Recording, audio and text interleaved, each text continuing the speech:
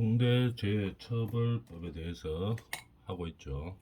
이번 시간에는 재해 발생 시 재해가 발생했을 경우에 우리 사업주나 경영 책임자는 재발 방지 대책을 수립해야 되죠.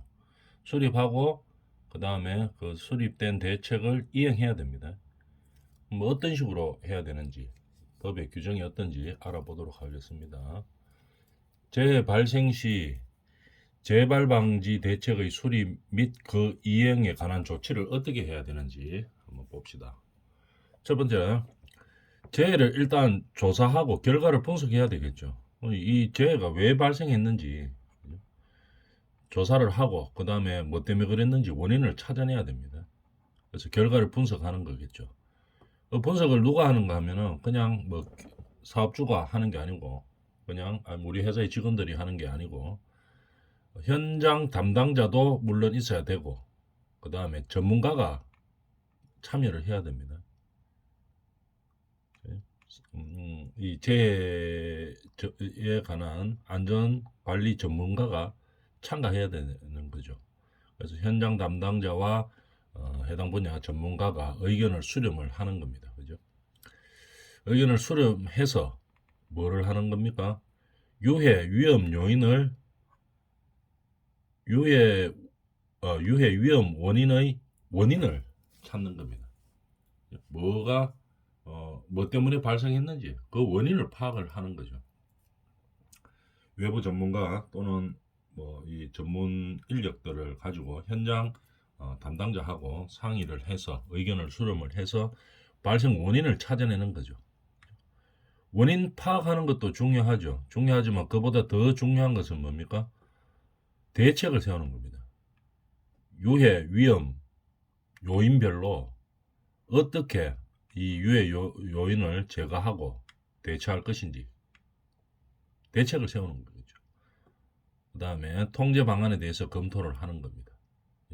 원인을 재해 발생했을 시에는 발생했는 재해의 원인을 찾고 이 찾을 때는 현장 담당자하고 외부 전문가들하고 의견을 수렴해서 찾는 겁니다. 그래서 원인을 찾고 난 다음에는 이 유해 위험 원인을 제거할 방법을 찾아내야 되는 거겠죠. 제거 방안을 검토하는 겁니다. 그래서 종합적인 개선 대책을 수립하는 거겠죠. 종합적인 개선 대책을 수립을 해야 되는 겁니다. 여기서 말하는 재해의 의미는 뭐냐 이 말이죠. 재해 방지 이렇게 이야기하죠. 재해 방지를 위해서 뭐 이런 조치들을 하게 되는데 여기서 말하는 재해의 의미는 뭐냐? 우리가 지금 배우는 게 재해를 방지하기 위해서다 이럴 때 중대재해법에서 말하는 재해뿐만이 아니고 일반 산업재해도 포함되는 겁니다.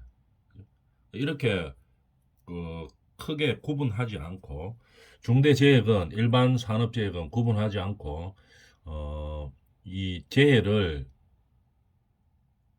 원인을 파악하고 그다음 대처 방안에 대해서 검토를 하는 것은 뭐 때문에 하느냐? 중대산업재해를 초기에 예방하기 위한 거죠. 중대산업재해에만 해당되는 재해를 원인을 찾고 대책을 수립하는 것이 아니고 산업재해도 하는 거죠. 일반 산업재해도 예방하고 대책을 세우다 보면 중대산업재해로 연결되는 것을 미연에 방지할 수 있겠죠. 그래서 이어서 말하는 재해는 중대산업재해뿐 아니라 일반적인 산업재해도 해당된다는 얘기입니다. 그러면 우리 행정기관들이 있죠. 우리 사업장이 있으면은 이거를 관리 감독하는 행정기관들이 있습니다. 물론 여러 가지를 관리 감독하죠. 그 중에 하나 안전보건도 관리를 합니다. 그러면은 이 행정기관들에서 우리 업장에 어떤 시정명령 조치가 들어왔을 때 어떻게 해야 되느냐 한번 알아봅시다. 중앙행정기관 등이 개선 시정 등을 명한 사업을 이행할 때 어떻게 조치해야 되느냐 이 말이죠. 개선 시정 명령 미이행으로 이행을 안 해가지고 관리감독 관청에서 이 개선하고 시행하라는 명령을 내렸는데 그걸 갖다 이행하지 않았어요. 미이행해가지고 결과적으로는 중대산업재해가 발생하면은 어떻게 됩니까? 처벌받겠죠. 왜냐하면은 중대재해처벌법이라는 규정이 있기 때문에. 한번 볼까요? 법 제4조 3호에서 말하는 개선 또는 시정명령의 의미는 뭐냐? 그 법에서 말하는 개선, 시정명령을 어기면 안 하면은 처벌받는다 했죠. 안 해가지고 중대사고로 이어지면은 형사처벌 대상이죠. 그래서 처벌을 받게 되는데 여기서 말하는 개선, 시정명령이 그러면 어느 범위냐를 알아줘야 되겠죠. 결국은 개선, 시정명령은 뭐를 말하느냐면 행정처분을 말하는 겁니다. 원칙적으로는 서면 시행을 말하는 거고 물론 전자공문으로 발송할 수도 있죠. 행정처분을 의미하는 겁니다. 예를 들어서 행정관청은 어떤 처분을 내리기 이전에 경미한 것들은 지도할 수도 있죠. 행정 이 담당 공무원들이 나와가지고 뭐 어떻게 하라고 지도할 수도 있고 권고할 수도 있습니다. 강제하는 게 아니고 이렇게 해주십사 하고 이렇게 권고할 수도 있고 이렇게 하는 것이 더 좋다고 조언할 수도 있습니다. 이런 것들은 해당하지 않고 이보다 좀 더 상위 개념인 행정처분, 행정처분을 내리면 관리감독 받고 있는 사업장에서 반드시 따라야 되는 거죠. 어떤 처분 명령이 내려지면 반드시 따라야 되는데 이 개선 시정 명령을 미행이 했다 이 말입니다. 이행하지 않아 가지고 결과적으로 중대산업재해가 발생하면 어떻게 됩니까? 고발 조치돼 가지고 형사처벌을 받게 되겠죠. 여기에서 개선 시정 명령의 범위는 행정처분을 의미하는 겁니다. 행정지도나 근거조언은 포함되지 않는다 이런 얘기겠죠. 그러면 이 관리감독 관청으로부터 행정처분을 받을 경우에는 어떻게 해야 되느냐?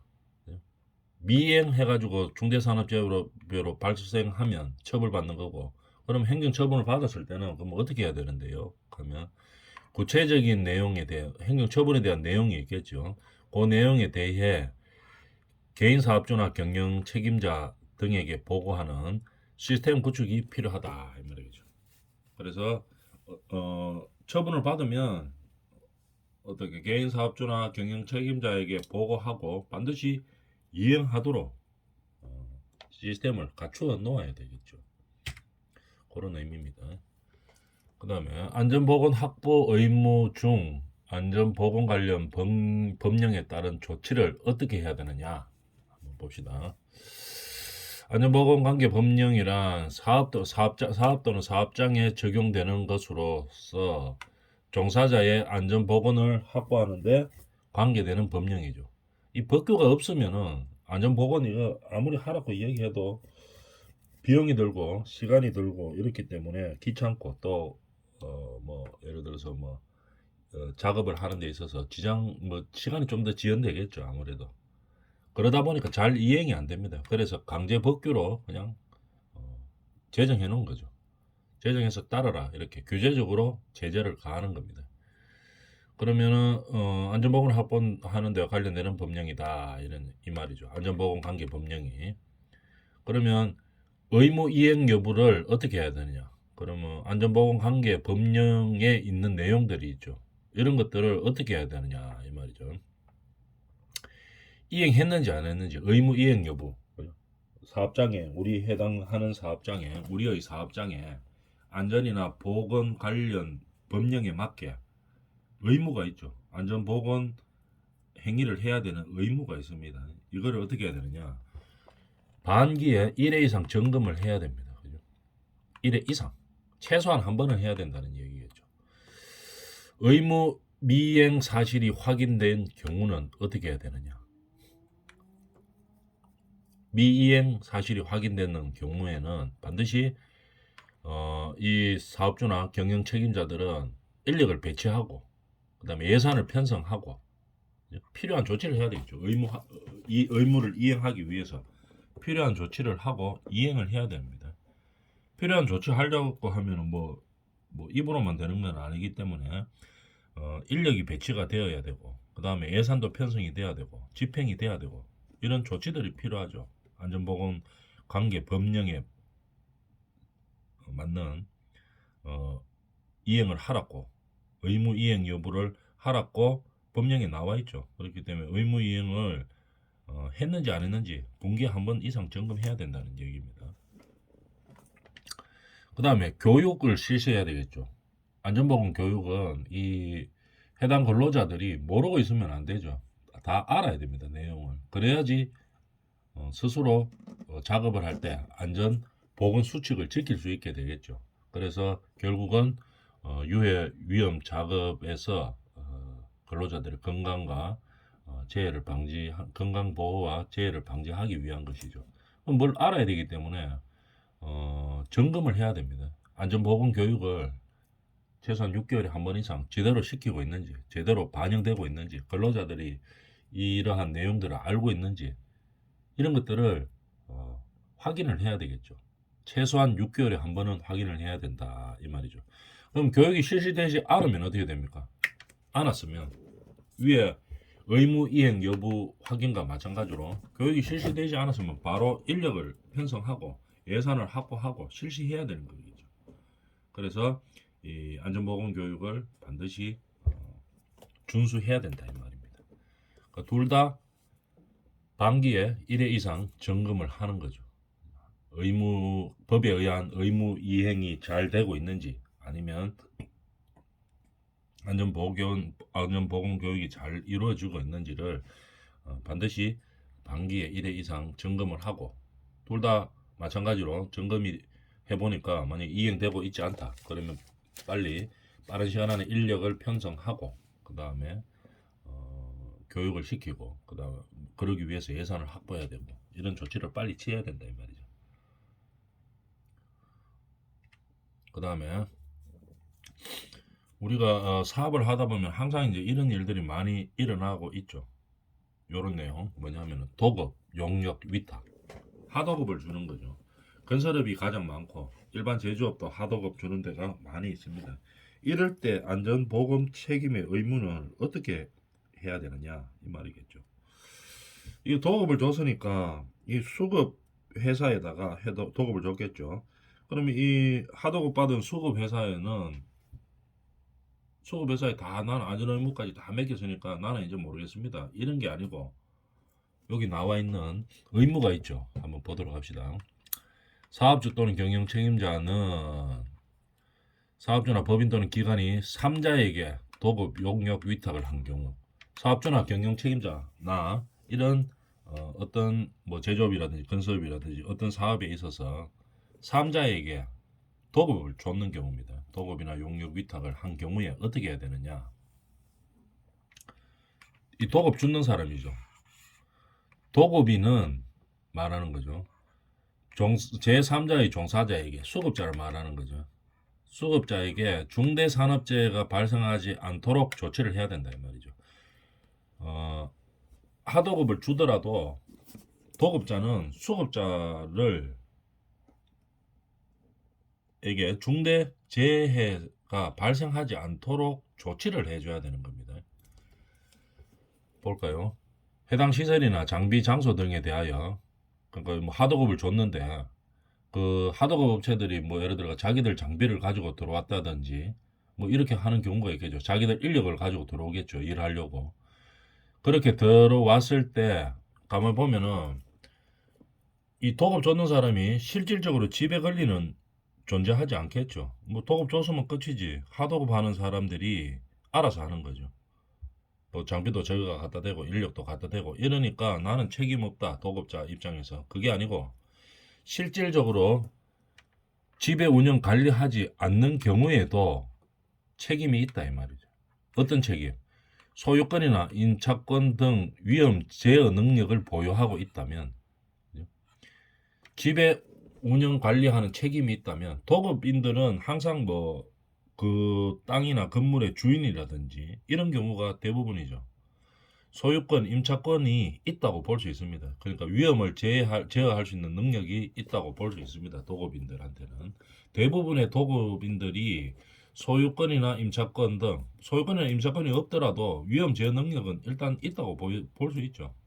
도급인들. 왜냐하면은 하도급을 일단 결정했죠.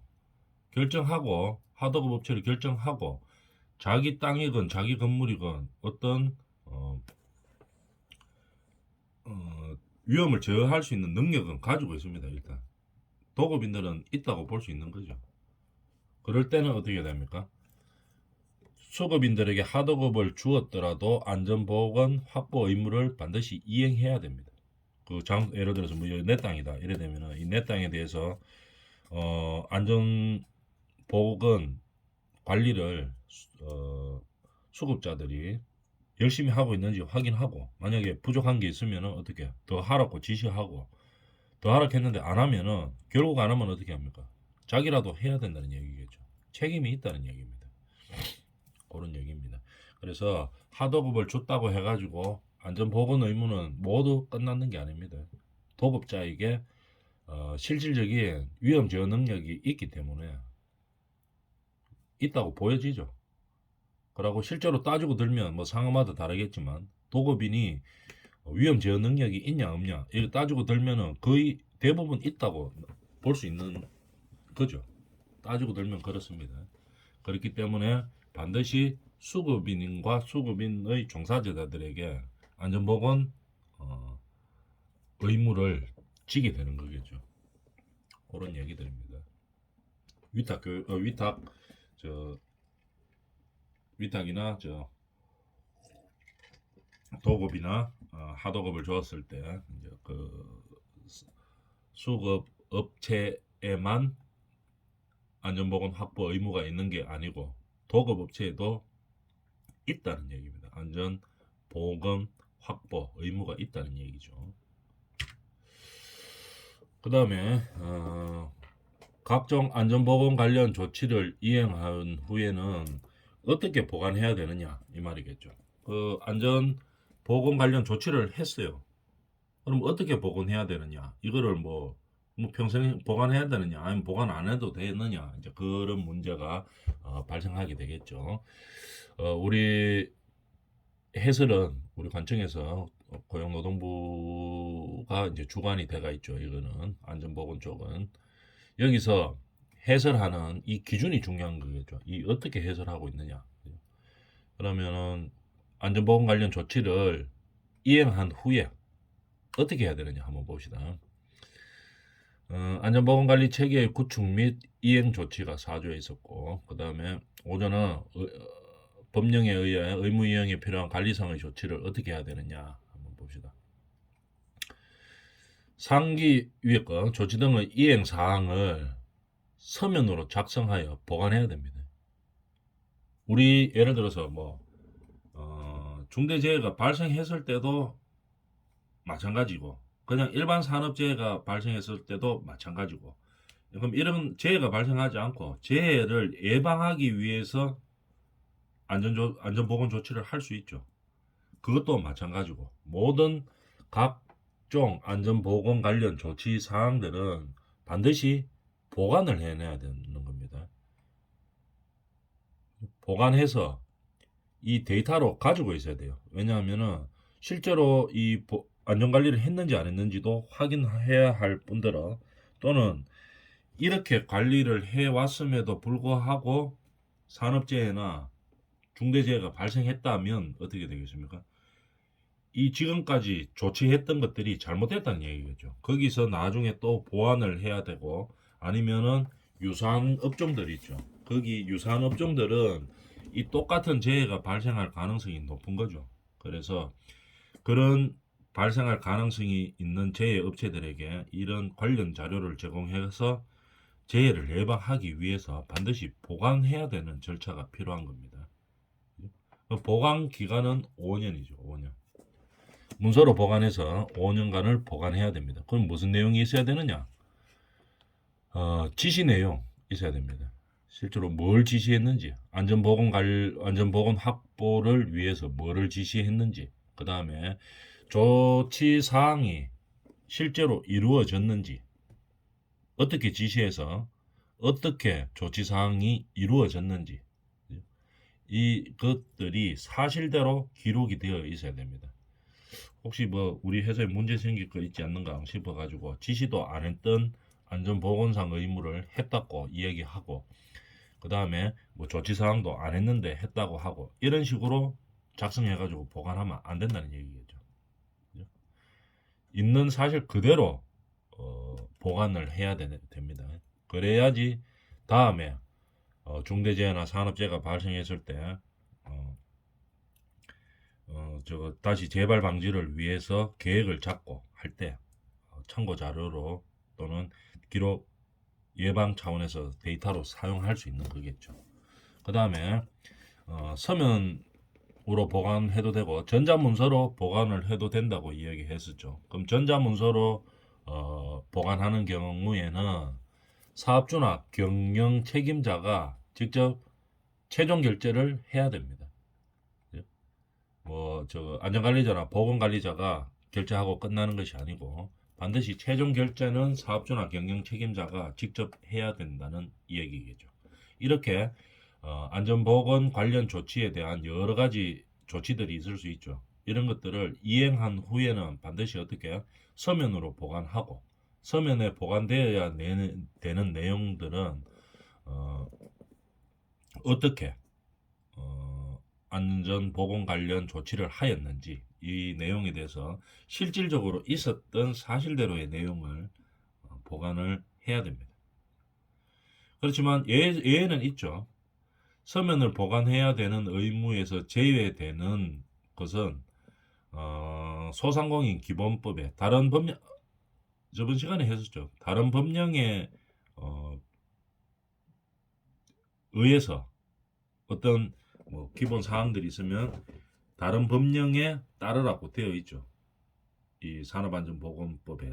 그렇기 때문에 왜 그러냐면은 그럼 중대재해법이 더 중요한 거 아니냐? 다른 뭐 법에 굳이 따라야 되느냐? 그러면 법끼리 서로 상충됐을 때 어떻게 해야 되느냐? 이렇게 볼 수 있겠죠. 그럴 때는 중대재해법에 어떻게 되어 있냐면은 다른 법을 따르라고 되어 있습니다. 우선하라고 되어 있죠. 왜냐하면은 그 업종마다의 특성이 있기 때문에 다른 특별 조항으로 만들어져 있는 법이 있다면은 그 법에 따라라 이 말입니다. 그런데 소상공인 기본법에 보면은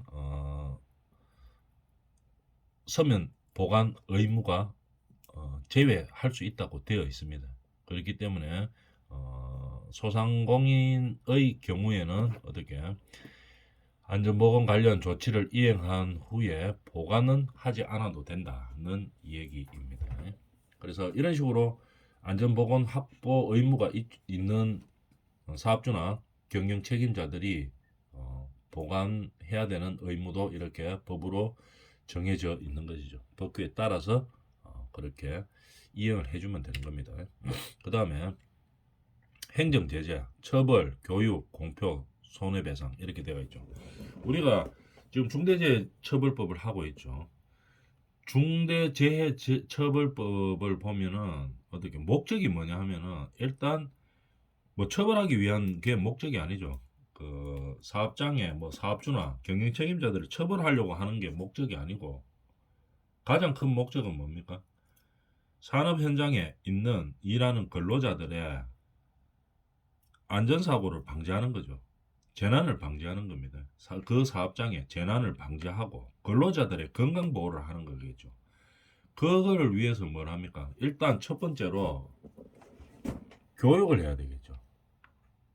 교육을 해야 되는 겁니다. 사업주나 근로자나 마찬가지입니다. 교육이 돼가 있어야 됩니다. 각각의 의무가 있죠. 사업자는 사업자로서의 의무가 있고 근로자는 근로자로서의 의무가 있습니다. 그런데 이걸 갖다가 어떤 제재를 가하지 않으면은 잘 하지를 안 하죠. 사업자도 마찬가지고 근로자도 마찬가지고 잘 안 합니다. 이행을 잘 안 하는 거죠. 그러다 보니까 어떻게 됩니까? 규제적으로 관리하기 위해서 처벌 조항을 두고 있죠. 그래서 이거 안 하면 어떻게 처벌하겠다. 이런 처벌 조항이 있는 거죠. 즉 행정 제재를 가하는 겁니다. 처벌만 하는 게 아니고 손해배상도 하고 이런 법규가 있는 거죠. 법에 의해서 하는 거죠. 이런 행정 제재들을 통해서 결국은 뭐를 하려고 하는 겁니까? 재난 방지와 근로자 건강 보호를 하려고 하는 겁니다. 그런 행정 제재들이 무엇이 있는지 다음 시간에 알아보도록 하겠습니다.